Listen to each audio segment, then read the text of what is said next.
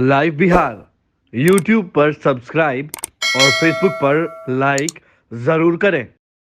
नमस्कार, मैं हूं हर्षिता सिंह और आप देख रहे हैं लाइव बिहार। आज के प्रमुख अखबारों में कौन सी प्रमुख खबरें हैं वो हम जानेंगे इस सेगमेंट में। पहले हम रुख करते हैं हिंदुस्तान की ओर।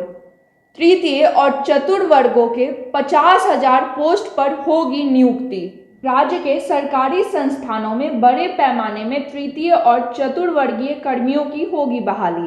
सभी जिलों में इन कर्मियों से संबंधित रिक्तियां मांगी गई है। माना जा रहा है कि करीब 50,000 चतुर्वर्गीय कर्मियों की बहाली होगी। इसकी योग्यता मैट्रिक होगी। इसी तरह तृतीय पद पर नियुक्ति के लिए प्रक्रिया में 52,000 पदों पर नियुक्ति होनी है।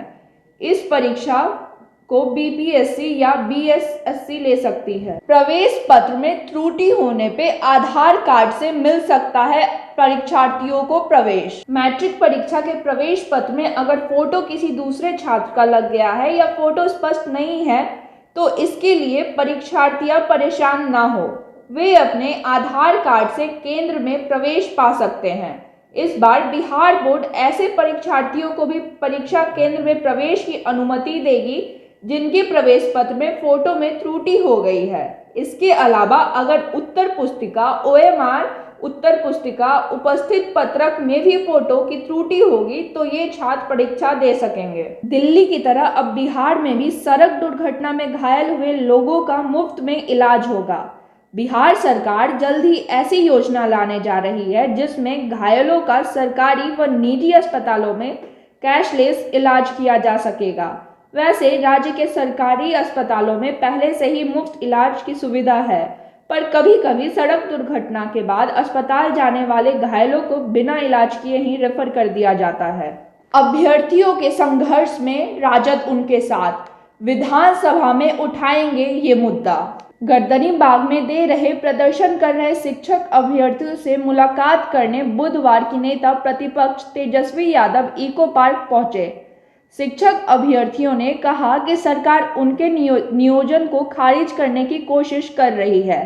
तेजस्वी यादव ने आश्वस्त किया कि आपकी बात सरकार नहीं सुनी तो ये मुद्दा वो विधानसभा में उठाएंगे। इनोवेशन इंडेक्स में बिहार व झारखंड सबसे पीछे। एक और जहां नीतीश सरकार युवाओं को रोजगार दिलाने की बात करती है, वहीं इनोवेशन के क्षेत्र में सबसे पीछे हैं। इनोवेशन इंडेक्स के लिस्ट में साउथ के स्टेट्स कर्नाटक, तमिलनाडु, तेलंगाना व महाराष्ट्र सबसे आगे।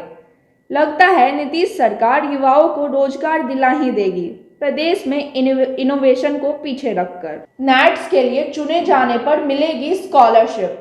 नैट्स यानी नेशनल अप्रेंटिसशिप ट्रेनिंग स्कीम के लिए एसआईटी में बीटेक और डिप्लोमा की पढ़ाई कर चुके छात्रों का इंटरव्यू होगा। इसके लिए 2018, 19, 2020 में डिग्री हासिल करने वाले छात्र ही शामिल होंगे। इंटरव्यू में शामिल होने वालों के लिए नैट्स की आईटी होना अनिवार्य है। यह ट्रेनिंग मानव संसाधन विकास मंत्रालय की ओर से दी जा रही है।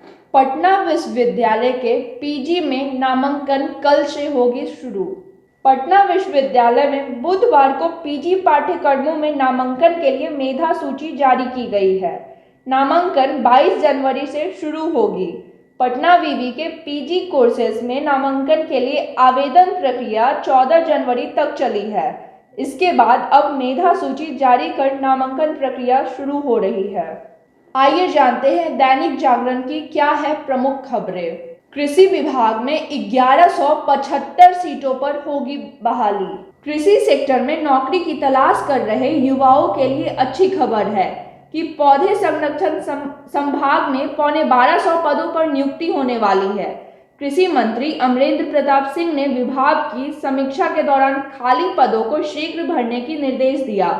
पौधा संरक्षण संभाग के कुल 1509 पद स्वीकृत है, जिसमें से अभी मात्र 334 मुलाजिम ही कार्यरत हैं।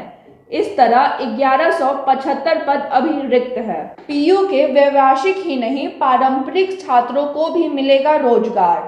अब पटना विश्वविद्यालय के व्यवसायिक कोर्स ही नहीं बल्कि ट्रेडिशनल विषयों के छात्र छात्राओं को भी मल्टीनेशनल व राष्ट्रीय कंपनियों में प्लेसमेंट मिलेगी। उन्हें अपना खुद रोजगार खड़ी करने के भी पटना विश्वविद्यालय मदद करेगी। वर्तमान में पीयू की प्लेसमेंट एंड ट्रेनिंग सेल केवल निजी छात्र के व्यावसायिक कोर्स में छात्रों की नौकरी दिलाने के लिए कंपनियों को बुलाकर प्लेसमेंट देने की दिशा में कार्य करती रही है, लेकिन अब यह जॉब देने के साथ साथ स्किल पे भी विकसित डेवलप करेगा जो छात्रों को आत्मनिर्भर बनाने के लिए कार्य करेगा।